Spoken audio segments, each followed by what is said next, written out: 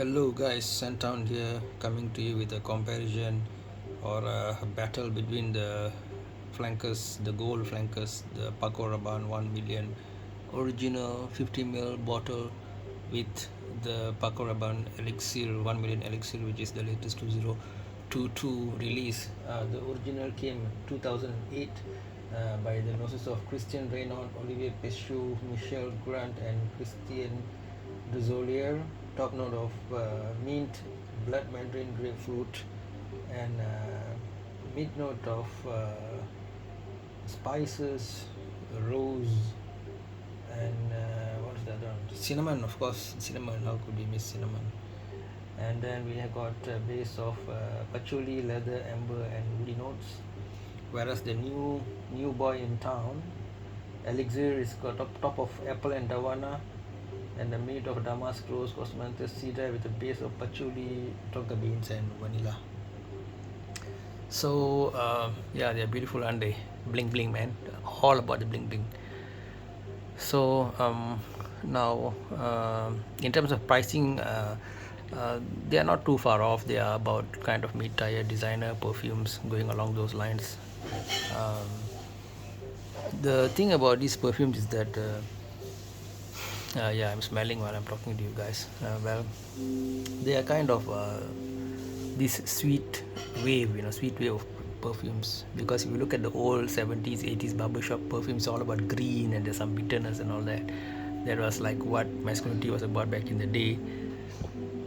But over time, sweetness started to come in more and more, and younger people started to wear perfumes. I am not sure whether teenagers in the 70s were into perfumes, but nowadays more people, college kids, all wear perfumes. So to cater to this group, they came up with all these sweet, bubblegummy, wave of perfumes. And the original 1 million is a great example of people pleaser. It's got cinnamon, it's got rose, and blood mandarin orange, and all those things. So it's sort of well, can summarize it as cinnamon sweet bomb.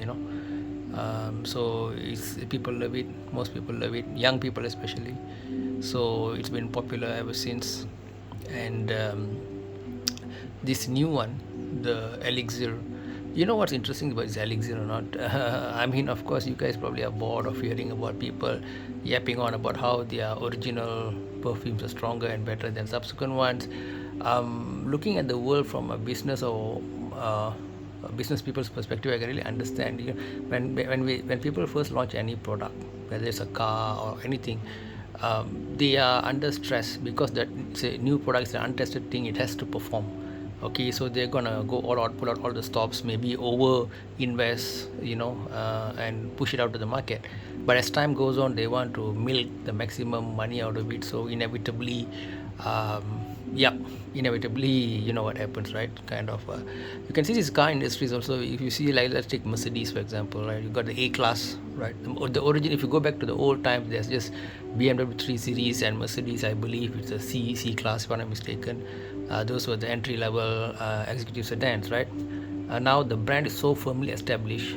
These guys have worked their asses off engineering it and then making it famous.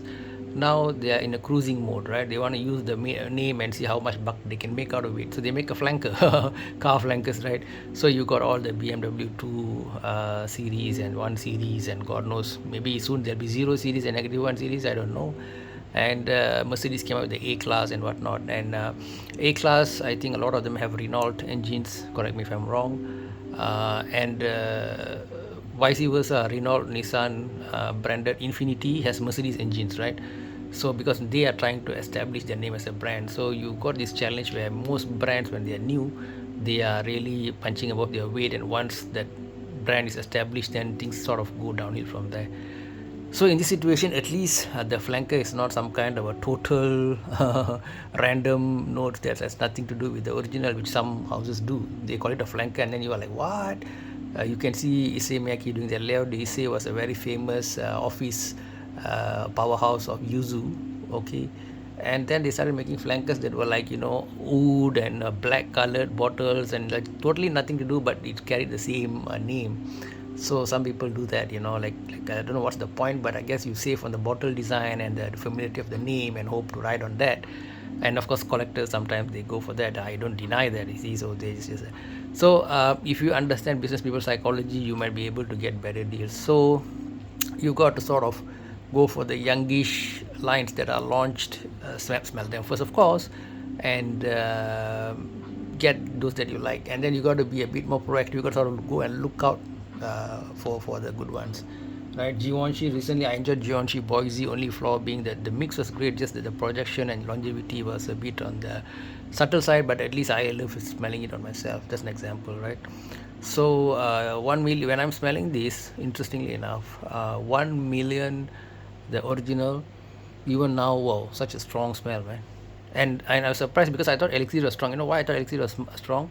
Because the other day was when I bought this, I bought CK1 Gold, and I was comparing Elixir with CK1 Gold, and I was like, wow, Elixir is strong, man. Now I realize that CK1 Gold is ridiculously underperforming. CK1s always do. CKs mostly do, unfortunately.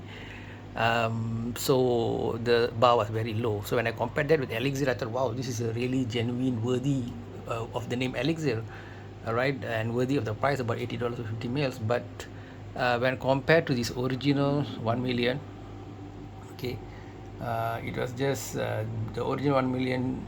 I don't think I bought this in 2008 itself, maybe I don't know, 2013, 14, thereabout, something like that. So yeah, the original Paco Rabanne just blows it out of the water. Okay, so what to say, man? That's the state of affairs nowadays. So yeah, you probably don't want to spend too much money scoring the internet for original ones. Yep, compared to the original one, the Elixir is less powerful. It's called Elixir, but it is not powerful. Okay, got it. So if you can find any boutique where they're selling all the 1 million, 1 million parfum, 1 million, the original one, and also this Elixir, and of course the Lucky and Privé, I think are much less to be found. Put one on your left wrist, on your right wrist, and sort of smell them around the same time, then you'll know the strength. You really know the difference, and choose which one that looks better to you. In terms of scent mix, as I said, these flankers are worthy of the name flanker because they don't run too much away from the original. Although projection is poor and the strength is poor, you get the same sweet, spicy vibe. Just that vanilla and tonka gives it a bit of to me it is more of a gourmand feel.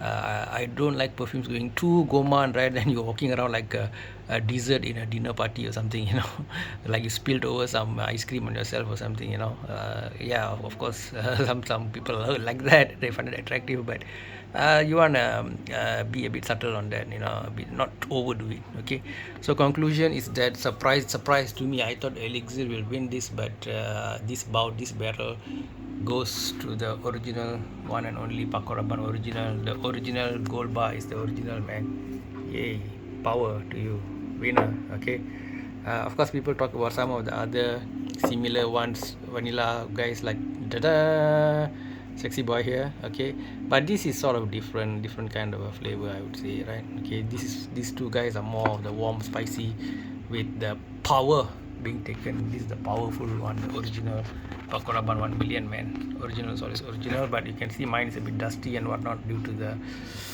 time does things to your stuff. Okay, with that I end my battle of the Pacos, battle of the Rabannes, with the original taking the trophy. Thank you for being patient and watching my chat, and if you have any thoughts to contribute, go ahead in the discussion session, comment section, and we can have a chat about this cool Paco Rabanne 1 million perfume line. Bye bye, guys.